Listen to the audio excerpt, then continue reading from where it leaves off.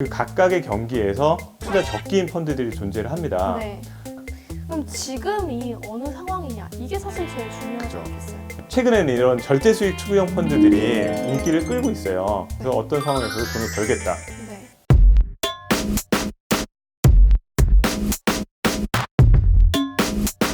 네, 안녕하세요. 안녕하세요. 네.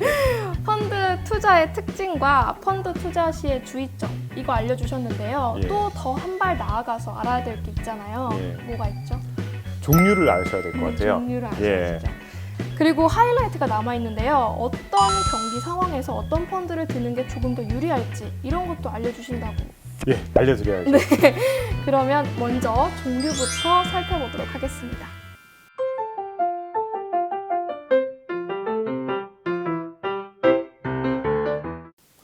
예, 펀드에는 크게 주식형 그리고 채권형이 있습니다. 그래서 뭐 주식형은 주식에 투자하는 펀드고요. 네. 채권은 채권에 투자하는 펀드. 그리고 기타, 그러니까 뭐 네. 예를 들어서 원자재라든가 그런 펀드들에 투자하는 그런 유형도 있습니다. 네. 또 지역별로도 특성이 다른가요?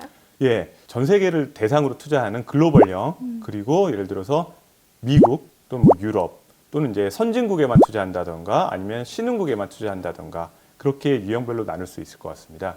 주식형에 대해서 말씀을 해주신다고 했는데 주식형을 투자할 때 주의해야 될 점 뭐가 있을까요?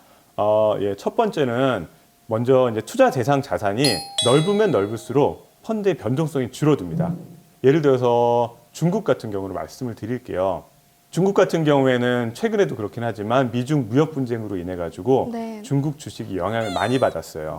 저희가 중국 주식형 펀드에 투자했다면 네. 100% 그 영향을 받는 거죠. 그렇죠.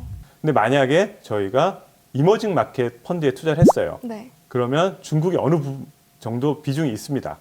그렇지만 100%는 아니죠. 그렇죠. 그렇기 때문에 그 영향을 받는 정도가 100%에 비해서 줄어들 거고요. 네. 만약에 글로벌 펀드에 투자를 했다. 그러면 글로벌 펀드에서 중국이 차지하는 비중은 더 줄어들 겁니다. 그렇기 때문에 악영향을 받는 것도 더 줄어들 거예요. 이런 식으로 투자 대상 자산이 넓으면 넓을수록 개별 국가에서 발생하는 사건에 대해서 부정적이거나 긍정적인 영향이 줄어들기 때문에 조금 더 안정적인 투자를 할 수 있다고 말씀드릴 수 있을 것 같아요. 선진국 같은 경우에는 조금 더 안정적이에요. 네. 아무래도 선진국 같은 경우에는 어느 정도 규모가 있는 큰 기업들, 그런 기업들이 많기 때문에 조금 더 안정적인 성과를 기대를 하실 수 있을 것 같고요. 네. 다만 기대 수익 자체는 조금 더 낮춰 잡으실 낮다. 필요가 있어요. 네. 그리고 신흥국 같은 경우에는 조금 더 선진국 대비해서 규모가 작은 기업들이거든요. 그렇다 보니까 조금 더 변동성이 클 수가 있습니다. 그 대신 저희가 기대하는 수익률은 조금 더 높을 수가 있습니다. 네. 예. 알겠습니다. 여기까지 나라별 특성에 대해서도 자세하게 설명을 해주셨는데 또 주식형의 경우에는 성장형이냐 가치형이냐 이렇게 나누기도 하잖아요. 네. 두 개의 특징이 어떻게 다를까요? 성장형 주식이라고 하는 거는 네. 그 빠르게 성장하는 기업들, 그런 기업들을 말을 하고요. 그런 기업만 모아서. 예, 그렇습니다. 네. 그런 네. 기업만 모아 성장형이라고 하고요. 네. 가치형이라고 하는 거는 그 성장성은 주로 조금 낮지만 어느 정도 기업의 내재 가치에 비해서 실제 주가가 좀 저평가되어 있는 기업들.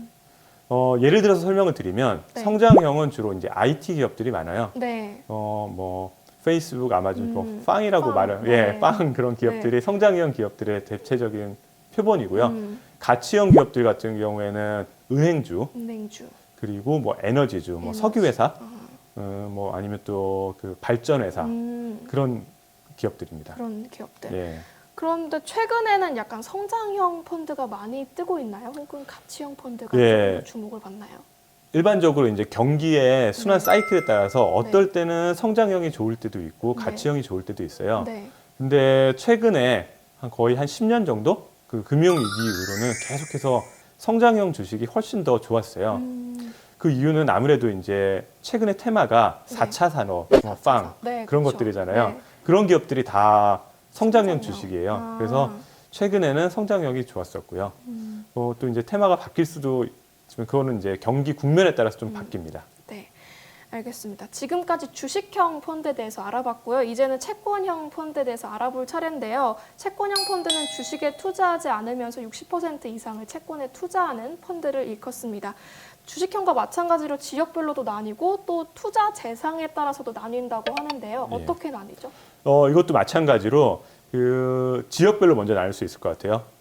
선진국 같은 경우에는 아무래도 좋은 기업들이 좀 발행하다 보니까 금리가 낮아요.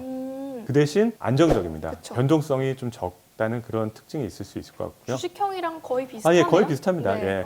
그리고 신흥국 국가들이 발행한 채권 같은 경우에는 아무래도 조금 더 작은 규모다 보니까 네. 이자율도 좀 높아요. 그 대신 변동성은 큽니다.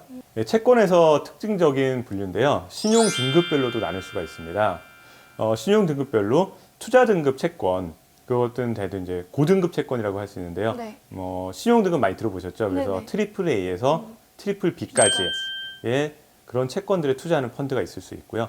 그 더블 B부터 그 이하 약간 좀 위험성이 있는. 조금 있는 네. 그런 펀드들에 네. 투자하는 것을 나눌 수가 있습니다. 네. 뭐 이름에서 알 수 있으시겠지만 투자 등급 채권은 금리가 낮고요. 네. 다만 변동성이 낮아서 좀 안전하고요. 네. 투기 등급 채권은 금리가 높고요. 네. 대신 조금 더 변동. 변동성이 큽니다. 네, 그리고 채권형 펀드는 자산 운용사 규모랑 또 펀드 규모를 확인하는 게 조금 더 중요하다라는 말이 있는데 왜 그런 걸까요?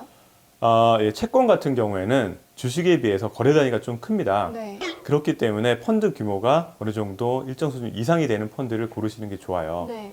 근데 다만 국내에 소개되는 해외 펀드 같은 경우에는 국내 운용사에서 1차적으로 그런 규모라든지 뭐 트랙 레코드라든지 그런 부분에 1차적으로 거르기 때문에 뭐 일반 투자자분들은 크게 걱정하실 필요는 없다고 생각됩니다. 자, 그러면 네. 이외에도 펀드 종류 아까 기타 유형이라고 말씀을 하셨는데 네. 기타 유형에 대해서 조금만 자세하게 설명을 좀 부탁을 드릴게요. 예. 뭐 부동산에 투자하는 펀드도 있고 금 투자, 예. 원유 뭐 이런 얘기 하셨는데 예. 어떤 펀드가 있을까요? 예, 뭐 기타 펀드로는 이제 부동산이라든지 금, 뭐 그리고 원유 그런 이제 원자재에 투자하는 펀드들이 있습니다. 근데 대부분 이런 펀드들은 그 해당 원자재 관련 주식에 투자하는 펀드고요. 예를 들어서 원자재 광산회사 아, 광산회사. 아니면은 석유회사 아, 그런 회사들에 투자한 그런 회사의 주식에 투자하는 펀드들이 대부분입니다. 대부분이고 예. 그냥 직접적으로 금에 투자하거나 뭐 원유에 투자하거나 하는 건 좀 제한적인가요? 예, 그거는 실질적으로 투자하실 수 있는 방법들이 좀 제한적이기 때문에 그렇게 많지는 않습니다. 네. 그리고 또 아까도 잠깐 언급을 하셨는데 테마펀드라는 것도 있다고 알고 있어요. 테마펀드 중에서 가장 뜨고 있는 게 4차 산업혁명. 예, 아무래도 현재는 네. 그 4차 산업펀드가 제일 뜨고 있는 것 같고요. 네. 사실 국내에 소개되고 있는 테마펀드들이 이렇게 많지는 않습니다. 근데 해외 같은 경우에는 꽤 있기 때문에 네네. 그것들을 저희가 국내 투자자분들한테도 계속 소개시켜 드리려고 노력을 하고 있습니다. 그래서 나올 겁니다. 네, 알겠습니다. 네. 자, 지금까지 많이 여쭤봤는데요. 아직도 궁금한 게 조금 남아 있어요. 사실 제일 어렵지만 또 기본적인 것이기도 한데요.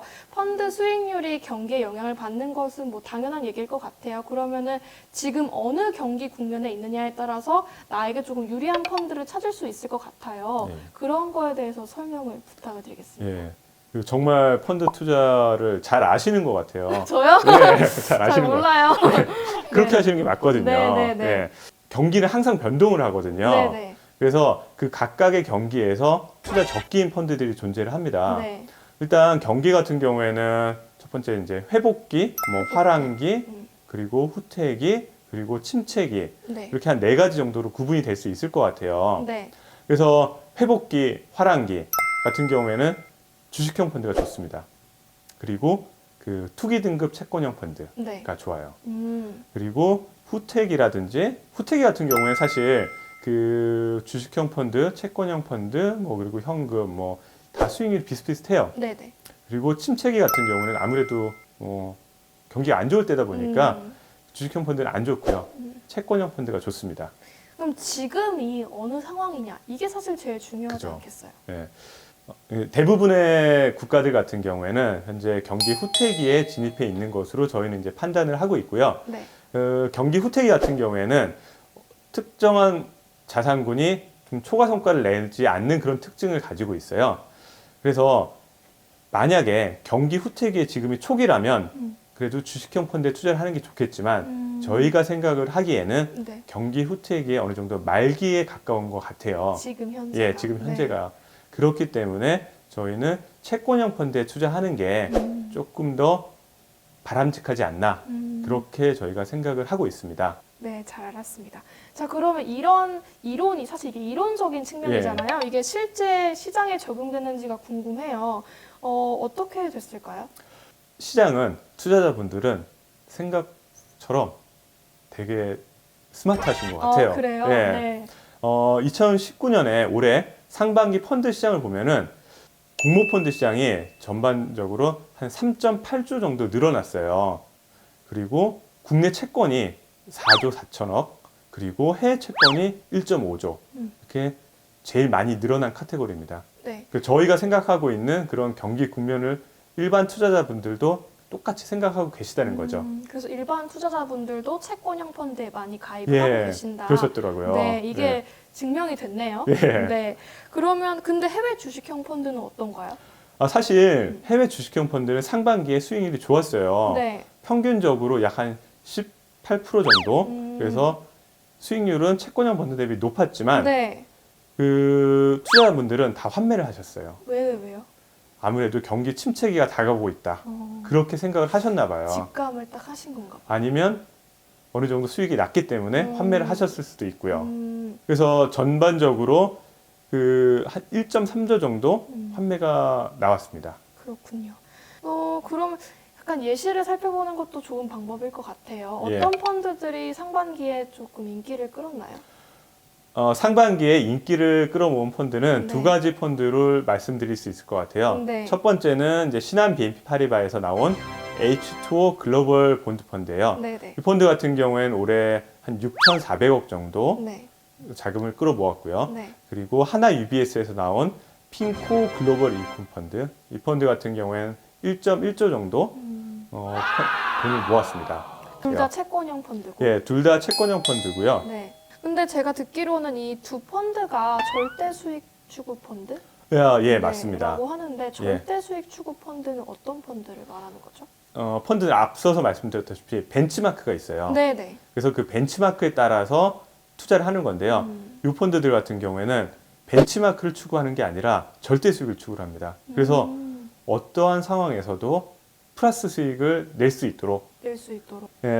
일단 최근에는 이런 절대 수익 추구형 펀드들이 많이 나오고 있고 네. 인기를 끌고 있어요. 일반 투자자들 입장에서는 벤치마크보다는 절대 수익이 중요하잖아요. 그쵸. 예를 들어서 뭐 제가 투자를 했는데 뭐 코스피가 마이너스 10% 됐는데 내가 마이너스 5% 됐다고 해서 내가 행복하진 않잖아요. 그렇죠. 네. 그러니까 절대 수익이 중요한 거니까요. 벤치마크보다 높다고 해서 좋은 건 아니다. 그렇죠. 네. 네. 그래서 먼저 하나하나 말씀드릴게요. 네. 그러니까 신한 BNP 파리바에서 나온 H2 글로벌 본드 펀드 같은 경우에는 헤지 펀드 스타일이에요. 그래서 헤지 펀드가 뭐죠? 헤지 펀드 같은 경우에는 비싼 거를 팔고 팔고. 싼 자산을 사고 그래서 수익을 추구를 하는 겁니다. 예를 들어 가지고 말씀드릴게요. 현재 독일 국채 금리가 네. 되게 낮아요. 맞아요. 네. 마이너스거든요. 그래요. 네. 채권 금리가요. 네. 그럼 비싸잖아요. 그렇죠. 그러니까 금리가 낮다는 거는 채권 가격이 비싸다는 거. 네. 예. 그거를 팔아요. 그리고 이태리 국채 금리 같은 경우에는 꽤 높아요, 금리가. 네. 그래서 독일 국채를 팔아서 이태리 채권을 사는 거예요. 그래서 이거 보통 롱숏 전략이라고 하는데요. 네. 이런 전략을 써서 수익을 내는 그런 펀드입니다. 대표적으로. 그래서 네. 절대 수익을 추구한다. 예, 그래서 네. 어떤 상황에서도 돈을 벌겠다. 네. 두 번째로 소개하실 펀드는 다음으로는 이제 하나 UBS에서 나온 핀코 인컴 펀드인데요. 네. 요거는 이제 다양한 이제 채권 자산에 투자를 하는데 네. 주된 투자 대상 자산은 미국의 주택 저당 증권이라고 하는 모기지 절대 수익을 추구를 하는데요. 주택 담보 대출을 네. 유동화했다고 보시면 돼요. 상대적으로 안전하다. 안전하다. 네. 네. 네. 알겠습니다. 다양하게 알아봤어요. 유행하는 펀드부터 경기부터 다양하게 네. 알아봤는데 또 본인의 투자 성향도 사실 투자할 때 무시할 수 없는 거잖아요. 예.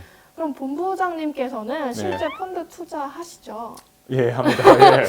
어떤 걸 가장 많이 고려를 해서 투자를 하시는지 그게 음. 궁금해요. 제가 생각하기에 펀드에 투자할 때는 좀 이제 장기적인 관점에서 투자해놓고 편하게 그냥 있을 수 있는 그런 펀드가 투자하시는 게 좋다고 생각을 해요.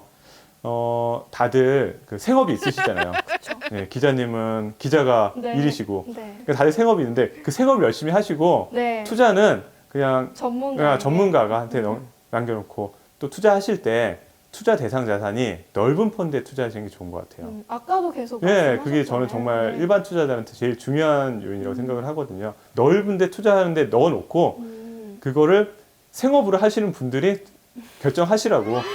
본부장님 같은. 네, 그렇게 하는 게 나은 것 같아요. 네, 예. 알겠습니다. 네. 자, 본부장님과 펀드에 대해서 이것저것 많이 알아봤는데요. 한번 투자를 해볼까 고민을 네. 하고 있거든요. 예. 투자자 입장으로서 어떤 조언을 해주실 수 있을지. 마지막으로 드리고 싶은 말은 네. 그 밋밋하게 좋은 것 같아요. 밋밋한 거. 예. 사실 많은 분들이 약간 뭐 특색 있고 약간 뭐 그런 상품을 좋아하지 밋밋한 상품을 싫어하세요.